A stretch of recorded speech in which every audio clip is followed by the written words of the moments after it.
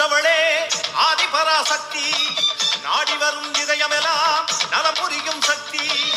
ஆடிப்பூரம் பூத்தவளே ஆதிபராசக்தி, நாடி வரும் இதயமெல்லாம். ஆடிப்பூரம் பூத்தவளே ஆதிபராசக்தி, ನಾಡಿ ವರುಂ ಇದಯಮೆல்லாம் ನಲಂ ಪುರಿಯುಂ ಸಕ್ತಿ. ಎಲ್ರಿಗೂ ನಮಸ್ಕಾರ. ವಿಶೇಷವಾಗಿ ಇವತ್ತು ನಾವು ಇಲ್ಲಿ ದೇವಸ್ಥಾನಕ್ಕೆ, ನಾನು ಹುಟ್ಟಿದಾಗಿಂದನೂ ಕೂಡ ವಿಶೇಷವಾಗಿ ನನ್ನ 10th ಸ್ಟ್ಯಾಂಡರ್ಡ್ ಎಕ್ಸಾಮಿನೇಷನ್ ಟೈಮಲ್ಲಿ ನಾನಿಲ್ಲಿ ಅಮ್ಮನಿಗೆ ದೀಪ ಹಚ್ಚಿದ್ದೆ. 9 ವಾರ ಬರ್ತೀನಿ, ಒಳ್ಳೆ ಮಾರ್ಕ್ಸ್ ಬರಬೇಕು ಅಂತ ಹೇಳಿ. ಖಂಡಿತ ನನಗೆ ಅವತ್ತು ಒಳ್ಳೆ ಪ್ರತಿಫಲ ಸಿಕ್ಕಿದಂಥದ್ದು. ಅದ್ರ ಜೊತೆಗೆ ಅಣ್ಣ ಏನಿದ್ದಾರೆ ನಮ್ಮ ಕುಟುಂಬಕ್ಕೆ ತುಂಬಾ ಹತ್ತಿರ. ಮತ್ತು ಅವ್ರು ಈಗ ನೆನ್ಪು ಮಾಡ್ಕೋತಾ ಇದ್ರು, ಇಲ್ಲಿ ದೇವಸ್ಥಾನ ಕಟ್ಟಬೇಕಾದ್ರೆ ಒಂದಷ್ಟು ಸಮಸ್ಯೆಗಳಾದಾಗ ನಮ್ಮ ತಂದೆನೂ ಕೂಡ ಅವ್ರ ಜೊತೆಗೆ ಒಬ್ಬ ಮುಖಂಡರಾಗಿ, ಸ್ನೇಹಿತರಾಗಿ ನಿಂತಿದ್ದು. ಇವತ್ತಿಗೆ ಇಲ್ಲಿ ಈ ಅಮ್ಮನ ಪ್ರತಿಷ್ಠಾಪನೆ ಮಾಡಿ, ಇದು ನಾನು ಹುಟ್ಟು ಬೆಳೆದಂಥ ಊರಿನ ಅಕ್ಕಪಕ್ಕದಲ್ಲಿರುವಂತಹ ತುಂಬಾ ಶಕ್ತಿ ಇರುವಂತಹ ಓಂ ಶಕ್ತಿ ತಾಯಿ. ಅದಕ್ಕೆ ನಾವು ಕೂಡ ಸಾಕ್ಷಿ. ಇವತ್ತು ನನ್ನನ್ನು ವಿಶೇಷವಾಗಿ ನಮ್ಮ ಊರಿನ ಹೆಣ್ಣುಮಗಳು, ನಮ್ಮನೆ ಮಗಳು ಅಂತ ಹೇಳಿ ಪ್ರೀತಿಯಿಂದ ಇವತ್ತು ಅಣ್ಣ ನನ್ನ ಆಹ್ವಾನವನ್ನು ಕೊಟ್ಟು, ಇವತ್ತು ನಮ್ಮ ತಂದೆ ಇಲ್ಲ ಅಣ್ಣ, ಆದರೆ ನಮ್ಮ ತಂದೆಗಿಂತ ಅವ್ರ ಕಿರಿಯರು, ಆದರೂ ಅವರನ್ನು ನಾನು ಒಂದು ಅಪ್ಪಾಜಿ ಸ್ಥಾನದಲ್ಲೇ ನೋಡ್ತೀನಿ. ಇವತ್ತು ಗರ್ಭಗುಡಿಲಿ ಆ ತಾಯಿ ಕೂತಿದ್ದಾಳೆ. ನಿಮ್ಮನ್ನು ಆ ರೂಪದಲ್ಲಿ ನಾವೆಲ್ಲ ಒಂದೊಂದು ಸಲ ನೋಡ್ತಾ ಇರ್ತೀವಣ್ಣ. ಈ ಅಕ್ಕಪಕ್ಕದಲ್ಲಿ ಇಷ್ಟು ಈ ದೇವಸ್ಥಾನವನ್ನು ತುಂಬ ಚಿಕ್ಕದಾಗಿ ಮಾಡಿದರು. ಇವತ್ತು ಈ ಮಟ್ಟಕ್ಕೆ ದೇವಸ್ಥಾನ ಆಗಿದೆ. ಇನ್ನೂ ಜಾಸ್ತಿ ನಿಮ್ಮ ಕನಸುಗಳೇನಿದೆ ಅಣ್ಣ ಎಲ್ಲ ಈಡೇರಲಿ. ಇಡೀ ನಮ್ಮ ಕರ್ನಾಟಕದಾದ್ಯಂತ ಎಲ್ಲರೂ ಬರೋ ಹಾಗಾಗಲಿ, ಆ ತಾಯಿ ಶಕ್ತಿಯನ್ನು ಪ್ರತಿಯೊಬ್ಬರು ಕೂಡ ಪಡ್ಕೊಳ್ಳೋಕ್ಕಾಗಲಿ ಅಂತ ನಾನು ಕೂಡ ಆಶಿಸ್ತೀನಿ. ಥ್ಯಾಂಕ್ ಯು ಅಣ್ಣ, ಥ್ಯಾಂಕ್ ಯು.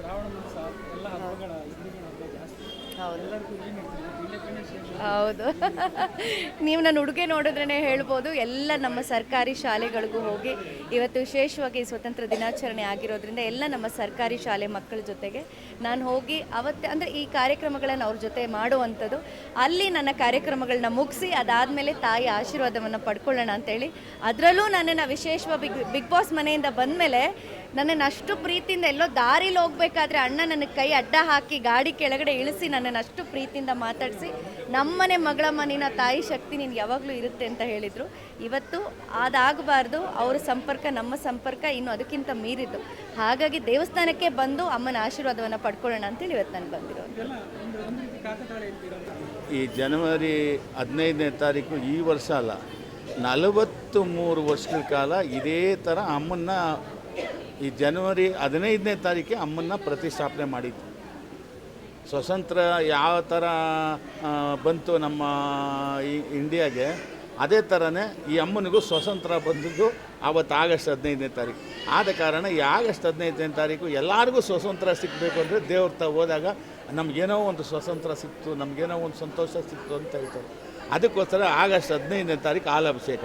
ಸುಮ್ಮನೆ ಒಳಗಡೆ ಹೋಗಿ ಬರೋದಕ್ಕಿಂತ ಅವರೇ ಅವ್ರ ಕೈಯಿಂದ ಅಮ್ಮನವರಿಗೆ ಒಂದು ಹಾಲಭಿಷೇಕ ಮಾಡಿದಾಗ ಮನಸ್ಸಿನಲ್ಲಿರೋದು ಎಲ್ಲನೂ ಅವ್ರ ಅಮ್ಮನ ಥರ ಹೇಳ್ಕೊಂಡು ಬರ್ತಾರೆ. ಆವಾಗ ಅವ್ರ ಕಷ್ಟಗಳೆಲ್ಲ ಪರಿಹಾರ ಆಗುತ್ತೆ ಅನ್ನೋದು ಒಂದು ನಂಬಿಕೆಯಿಂದ ನಾವು ಈ ಕೆಲಸ ಮಾಡಿಸ್ತಾಯಿದ್ವಿ. ಪ್ರತಿ ಒಂದು 43 ವರ್ಷಗಳ ಕಾಲ ಮಾಡ್ತಾಯಿದ್ವಿ. 10 ದಿನ ಕಾರ್ಯಕ್ರಮ ಇದೆ. ಈ 10 ದಿನವೂ ಒಂದೊಂದು ದಿನ ಒಂದೊಂದು. ನಿನ್ನೆ ಕಂಕಣ ಕಟ್ಟಿದೆ, ಇವತ್ತು ಹಾಲಭಿಷೇಕ, ನಾಳೆ ಬಂದು ಗಂಜಿ ಪೂಜೆ ಇದೆ, ಅಂಬಲಿ ಸೇವೆ ಇದೆ. ಅದಾದ ಮೇಲೆ 18ನೇ ತಾರೀಕು ಕರಗ. ಬೆಂಗಳೂರು ಕರಗದಲ್ಲಿ ಎಷ್ಟೋ ಜನ ನೋಡೋಕ್ಕಾಗಲ್ಲ, ಧರ್ಮರಾಯ ದೇವಸ್ಥಾನ ಕರಗದ ನೋಡೋಕ್ಕಾಗಲ್ಲ. ಈ ಸುತ್ತು ಒಟ್ಟಾರ ಇರೋರೆಲ್ಲ ನೋಡಲಿ ಅನ್ನೋ ಒಂದು ಹಮ್ಮಲಕ್ಕೆ ನಾವೇನು ಮಾಡಿದ್ವಿ, ಸುಮ್ಮನೆ ಏನೋ ಒಂದು ಇದಕ್ಕೋಸ್ಕರಾಗಿ ಅದು ಸ್ಟಾರ್ಟ್ ಮಾಡಿದ್ವಿ. ಇವತ್ತಿನ ದಿನ ಅದು ತುಂಬ ಸುಪ್ರಸಿದ್ಧವಾಗೋಗಿದೆ. ಈ ಸುತ್ತು ಒಟ್ಟಾರದಲ್ಲಿ ಲಕ್ಷಗಟ್ಟಲೆ ಜನ ಬಂದು 18ನೇ ತಾರೀಕು ಮಂಗಳವಾರ ದಿನ ಬಂದು ಕಾಯ್ತಾ ಇರ್ತಾರೆ ಈ ಕರಗ ನೋಡೋದಕ್ಕೋಸ್ಕರಾಗಿ. ವರ್ಷಕ್ಕೆ ಒಂದು ಟೈಮು ನೋಡಿ, ಪ್ರತಿಷ್ಠಾಪನೆ ಆಗಿರೋ ಶಿಲೆ ಯಾವತ್ತೂ ಆಚೆ ಬರಲ್ಲ ಅನ್ನೋದು ಐದೀಗ.